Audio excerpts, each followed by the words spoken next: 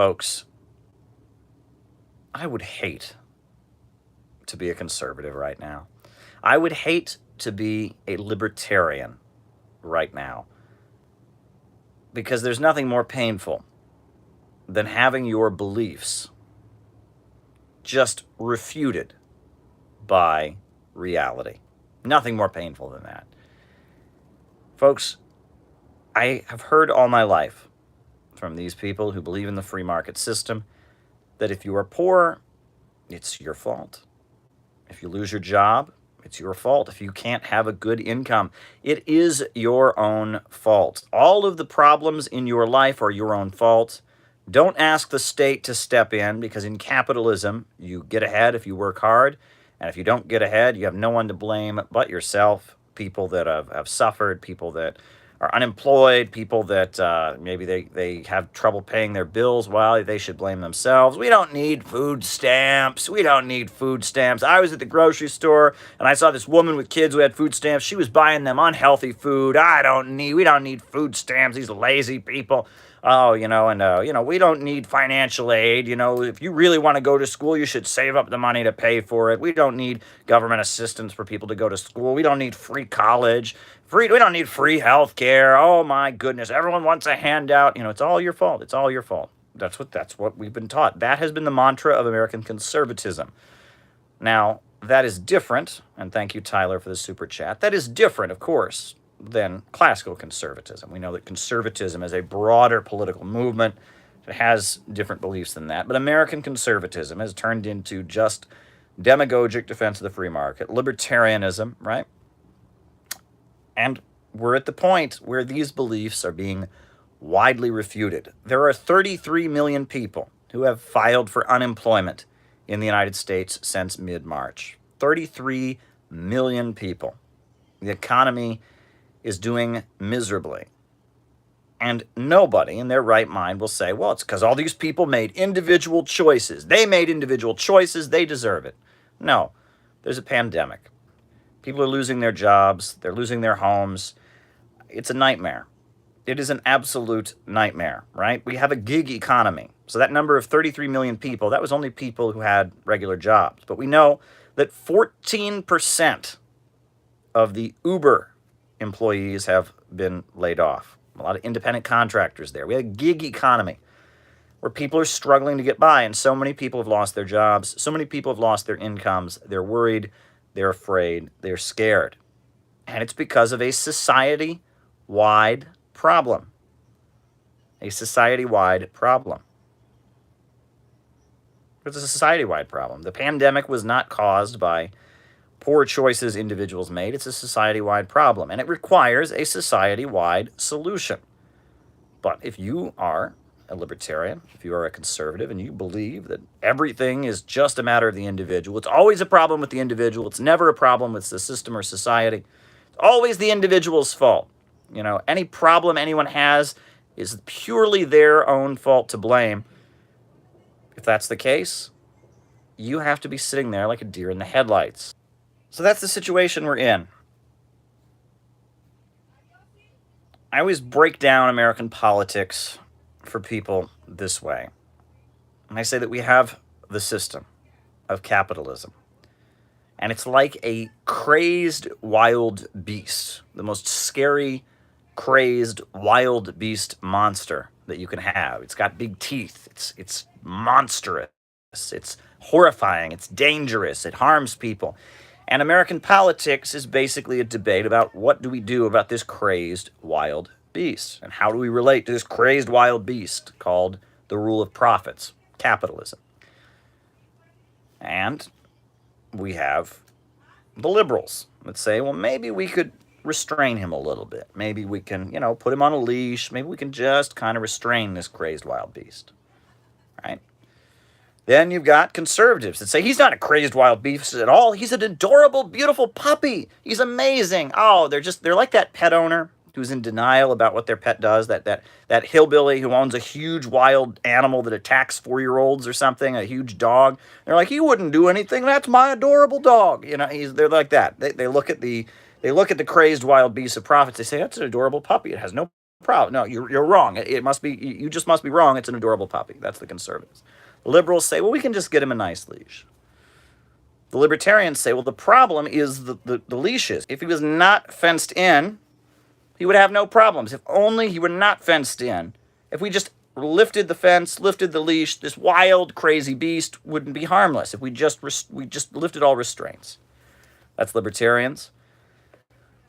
But it's those of us who believe in socialism that say, wait a second, do we really need to have this wild, dangerous, crazed predator on the loose?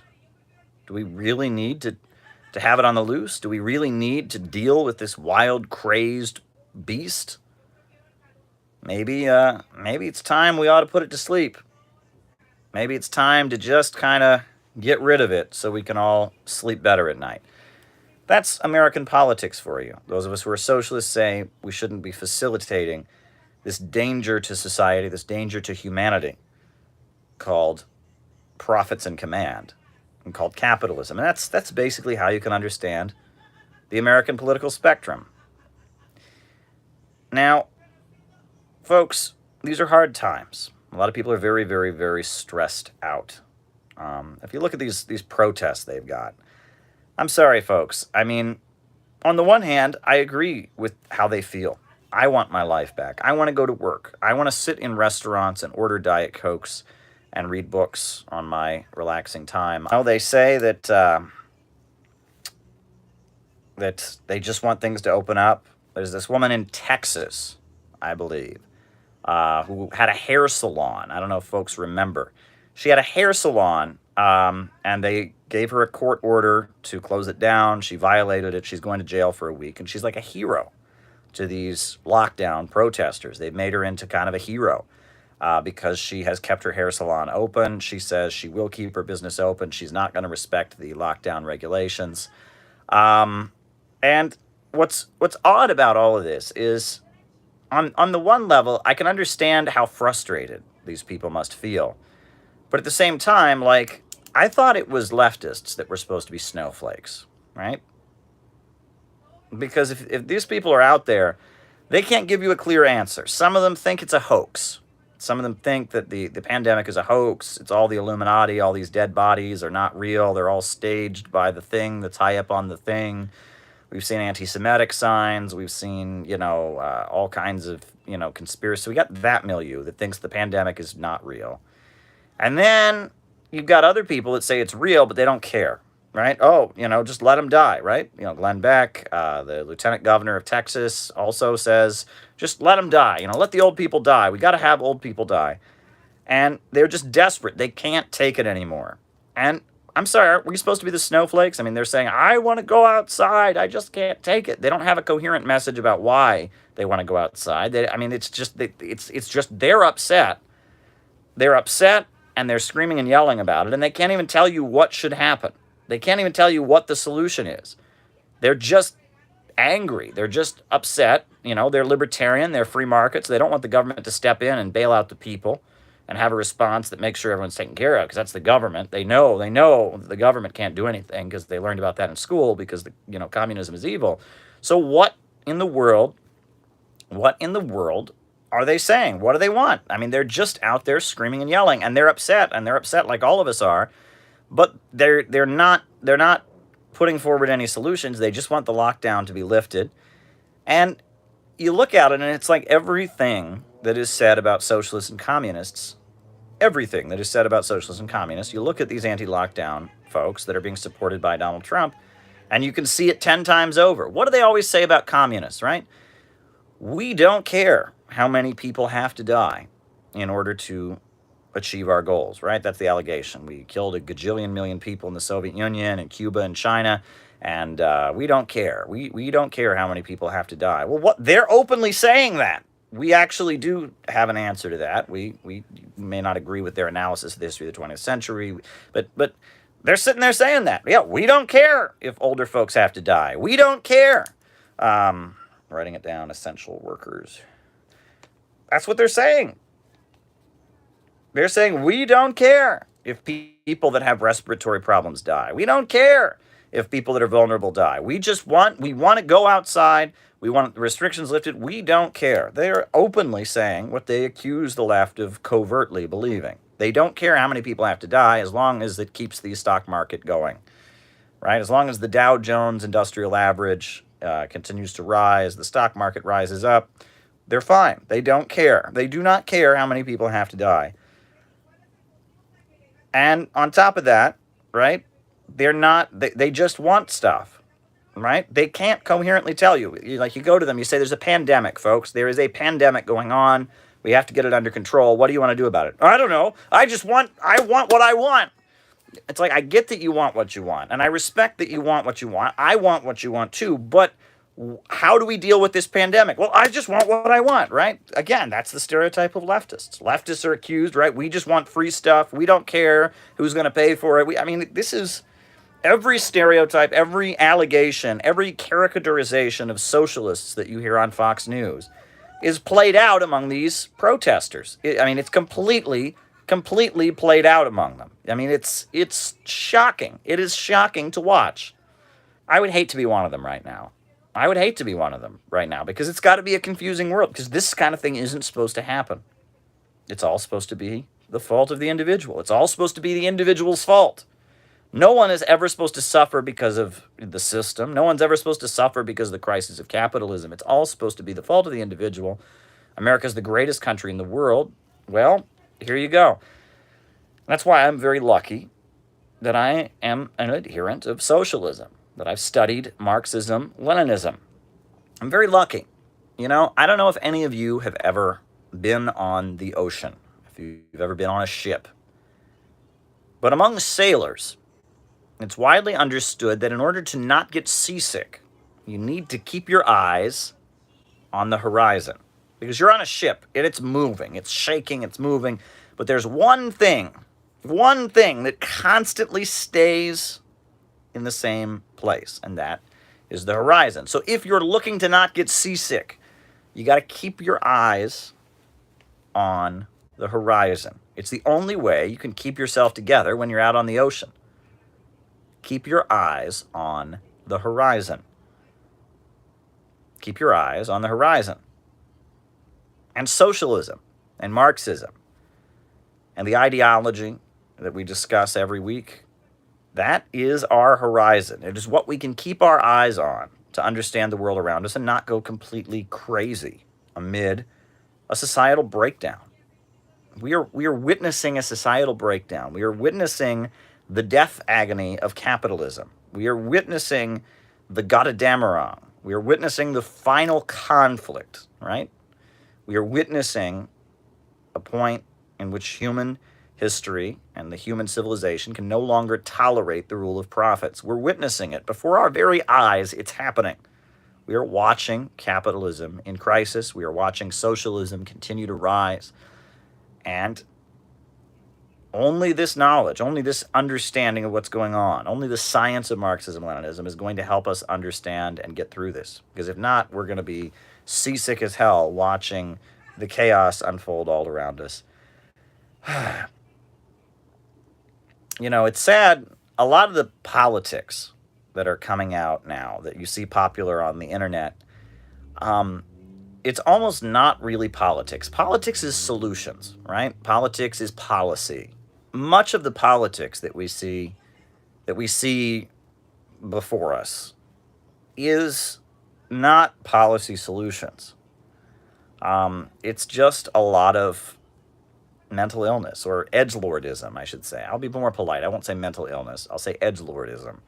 I'll say fronting. I'll say loose emotions expressing itself. One trend I've heard about is antinatalism, right? The belief that one should not have children, right? And when I heard about this, I assumed this was Malthusianism, right? It's the idea there's too many people in the world, where it's bad for the environment, people are reproducing too much. No. Malthusianism has been around a long time. But this antinatalism stuff is this angsty philosophy. Life is pain. And if you reproduce, you're creating a life that will suffer pain. Life is pain. And you listen to this and you're just like, oh my gosh. But it's the same as this alt-right stuff. These people that walk around Hitler wasn't so bad. Yeah, I like Hitler. I'm edgy. I'm racist. Yeah, I'm racist. They walk around. I mean, how do we know some races aren't superior to others? Yeah, I know it's edgy. I know I could get kicked out of school for saying it, but I ain't afraid to say it. I'm tough.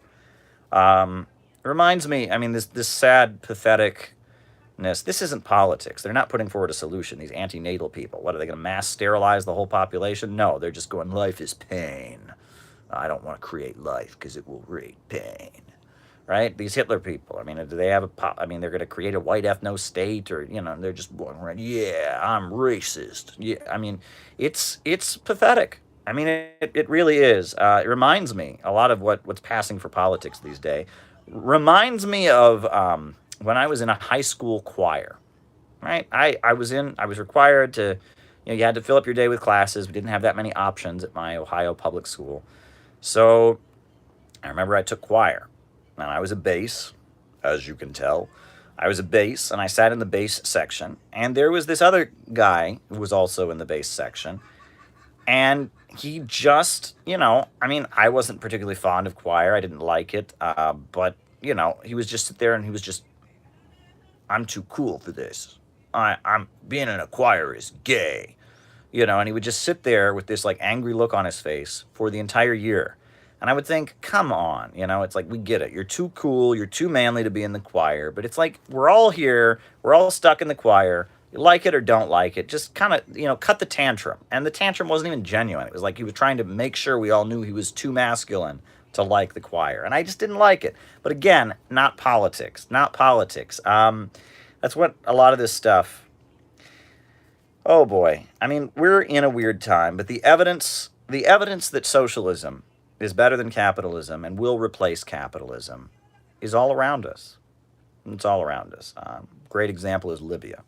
When Libya was a socialist country under the leadership of Muammar Gaddafi, under Islamic socialism, it was the most prosperous country on the African continent. With state control of oil, they built the Great Man-Made River, the largest irrigation system in the world. They had the highest life expectancy on the African continent, according to the CIA World Factbook at the time. They had universal health care, universal education, and in fact, people from all over Africa were trying to get to Libya. They had a policy in Libya that if you were an African and you went to Libya, Gaddafi would give you a job. So all kinds of Africans were trying to pile in to Libya because it was so prosperous because of socialism. They were trying to get to participate in that African socialist economy. Gaddafi was the head of the African Union. He was pushing the idea of an independent African currency, and socialism was doing very, very well. Then we know what happened. Obama and the U.S. State Department and the NATO countries started sponsoring protests and revolution, and they destabilized that society, and then they said, oh, we got to rescue them. There was a NATO bombing campaign. And look at Libya today. Libya has joined the open international system, the free market capitalist system. It's a capitalist country. It's been regime changed, and it's miserable. It's absolutely miserable. The country doesn't even have a stable central government. Al-Qaeda and ISIS have set up shop. Parts of the country don't have electricity. It's a disaster. You look at what's been done to Libya, it's pretty obvious that socialism is better than capitalism. You look at the fact that Venezuela, the USA has been trying to overthrow the Venezuelan government for so long, right? They have dropped the oil price. They've cut off, the country. They've done everything they can to just make life worse for the Venezuelan people. And now the latest is that they sent down some military contracting companies, professional hired military contractors, Silver Corp. And these guys had a plan, and they were going to seize Caracas within so many days, within so many hours, and these are professional, this is like they sent down guys that are supposed to be like, I don't know, they're supposed to be like the guy, the super soldier that Arnold Schwarzenegger plays in every 80s movie. It's like these men, these professional soldier, hire, killer, it's like they sent these guys that are supposed to be I don't know, go down the line. They're supposed to be G.I. Joe. They sent these guys that are supposed to be like the cream of the crop, super soldiers. And they were commandeered by Venezuelan fishing boats. The local Venezuelan fishermen, islands of Chao. They pulled up in their fishing boat and arrested them. They've got 2 American citizens there that were trying to violently overthrow the government. Pretty ridiculous. Pretty ridiculous. But that's the situation. You look at Yemen. Yemen is one of the poorest countries in the world, underdeveloped, impoverished. They're just suffering, the Yemeni people. But since 2015, for 5 years, they have held out and resisted the Kingdom of Saudi Arabia, that has the fourth largest military budget in the world. All kinds of cruise missiles have been unloaded on them. They've been withstanding, this siege, this attack on them, and the Yemeni people continue to resist. And you've got Ansar Allah and the Houthis. You've got the Southern Movement that wants to restore the Democratic People's Republic of Yemen, the socialist country in the southern part of Yemen. You've got nationalists. You've got supporters of the former president. They're all lined up. The Yemeni people continue to fight back and continue to resist, right? And again, these are deeply poor people, but they're anti-capitalist, they're anti-imperialist, and they're standing strong. The evidence is all around us. If I could do something, I would have people come up every week and talk to us, and just kind of go over the evidence of Marxism's reality, of socialism's, necessity that they see in their lives every week. Think about it. People who'd get up and they could say, in my neighborhood, I saw so many people that were unemployed but had something to contribute to society, needed work, and I saw all this work that needed to be done, but the capitalists couldn't make a profit from it. I saw crumbling roads, crumbling schools. Why?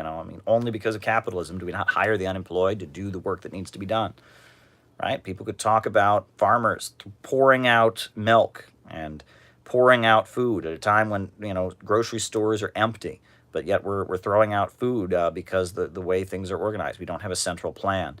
It's all organized by the market. Profits are supposed to have the answer, but profits ain't working out too well.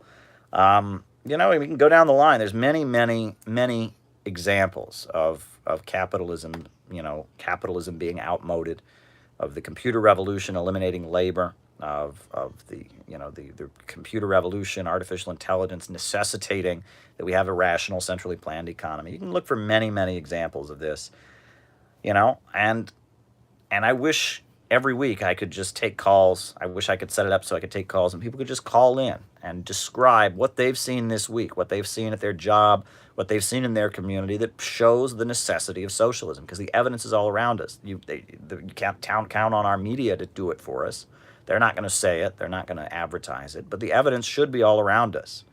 And it is all around us. You can see it with your own eyes, how China is speeding ahead because of their planned economy, while our free market system is crashing and moaning. Got these people out in the streets demanding we open up immediately so they don't go out of business. We've got plans by Cuomo. He's going to hand New York City over to billionaires. It looks like they're going to have billionaires try to revamp New York City in the aftermath of the pandemic. Folks, if I was not gainfully employed, if I was just doing these lives, I'd tell you what I would do.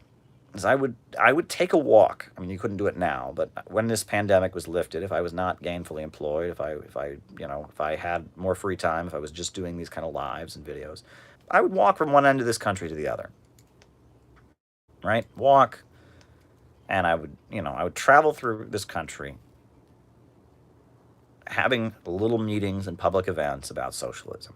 In every little area, I would just go from one end of this country. I'd go from New England, New York, where I'm at, all the way to Southern California, stopping along the way in every little city and every little town, and pointing out why we need socialism.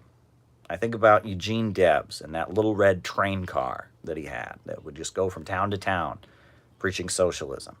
Think about William Z. Foster and his presidential campaigns, where he went to every corner of this country showing the need for a socialist economy. And it's absolutely necessary. It's absolutely necessary that we get beyond this. I did hear a wild story one time. And the wild story was, New York City. See, part of me, I miss sitting in restaurants, right? And so I'm thinking about sitting in restaurants. I'm remembering things that happened. And one thing that happened to me is I was sitting in a restaurant having dinner with a friend of mine. And this old man, and this happens a lot. In New York City diners, you see a lot of old men. They're just kind of hanging out. They have an apartment near there or whatever, and they're just kind of hanging out in the diner. And this old man saw that we were communists, and he kind of came over, and he said, like in the whispered voice, he said, My father was a Trotskyist. And my friend and I looked at each other like, okay. He's like, my father was a Trotskyist. And we're just like, okay. And this old man proceeded to tell us this story that amuses me. So, this old man was telling that his father had been a Trotskyist when he was young, right? And so this is like, this man was old, so it's like his father. We're talking 1920s, 30s. He said, now his father had become a conservative and had become right wing in his later years, but it was whispered around the house. When your dad was young, he used to be a Trotskyist. And so one day, this guy says that he'd come home, and he'd been someplace and he'd bought a copy of the Daily Worker or the People's World or whatever the Communist Party newspaper was. And he knew that his father was a conservative, had been a Trotskyist in his younger days, was a conservative, so he was quite nervous. And his father walked in and he saw that communist newspaper and he said, "What is that? Is that the communist newspaper?" And the young man got a little nervous because he knew his father was very right-wing, very conservative. And his father's face just lit up. Just lit up. I used to sell the communist newspaper, he said. And his father had it was like seeing that newspaper, even though the guy he was already a Trotskyist, who was anti-socialist, anti the Soviet Union, even though he'd become a conservative, just seeing that newspaper made him light up because it reminded him of his younger days. It reminded him of when he believed in something. It reminded him of when he had hope in his life, when he was part of a project to remake the world. And he expected his father to be angry that he had this communist newspaper, but his father was actually delighted to see it because it reminded him of better times. You talk to people who've stopped being communists, right? You talk to people who've lapsed, right? And I met a lot of people who they were active in their younger days. They just kind of moved on with their lives. And they would see me, and see me selling newspapers and see me talking about communism, and it would give them this glow, this joy, because they remembered what it was like to actually have meaning in your life. I had a lot of college professors who'd been activists in their younger days, and they couldn't be activists now, and they didn't understand it, right? They didn't understand. They didn't know people were still activists. They didn't know people were still promoting socialism and communism. And they would see me and my newspapers and my pamphlets and all of that, and they would just light up because it reminded them what life was like when it had meaning, when it wasn't just, paying the bills and taking the kids to soccer practice, when they had something to live for, when they had a horizon to keep their eyes on. So many people long for a horizon. And I think we Marxists, we have the horizon. And China is rising because as a country, right, socialism with Chinese characteristics, they have a horizon. They know their purpose. When every Chinese child goes to school, they're given a red scarf to symbolize their membership in the Young Pioneers. And they wear this red scarf around their neck. And they're told that red scarf is their own little piece of the Chinese flag, right? And that they are part of a project to build a whole new country and to move China toward that ultimate goal of communism. They're part of a project. But we here in the United States, no. Do we tell our children they're part of a project? No. Right? We might have them say the Pledge of Allegiance, tell them they're free, but they're not part of a project. No. They're not on a mission. No. We're free, right? And do we tell people an ideology? No. People think for themselves, right? That's America. It's all about think for yourself. And what's required reading in school? George Orwell, right? Animal Farm, 1984, totalitarianism, right? We don't believe in any of that totalitarianism. We have people think for themselves. Think for yourselves. I mean, I don't know how many of you ever experienced that. You'll be out handing out leaflets someplace, and you'll go to hand someone a leaflet about something they've never heard of before, one of the ideas that's marginalized in the society, like socialism or Marxism. I can't read that. I think for myself. I don't want to be contaminated. I think for myself. When I get home, I'm going to watch CNN. I'm going to watch Fox News, and then I'll turn it off and make up my own mind. I think for myself, so I can't read your leaflet. Oh, no. I think for myself, right? So many Americans can't find their own country on a map. You give them a world map, you say, where's the United States? They don't know. But they're free. They think for themselves. Think for yourself has become a euphemism for not thinking at all. That's the reality. And as much as the Western world likes to say it's free of ideology, it believes in individualism, it believes in all these things, the reality is profits are in command, greed runs things, and they will do everything they can to suppress those who point to the way out of this nonsense, the way out of this insanity, which is the banks, factories, and industries being organized to serve the people, a rationally planned economy, the hope of socialism. So there you go.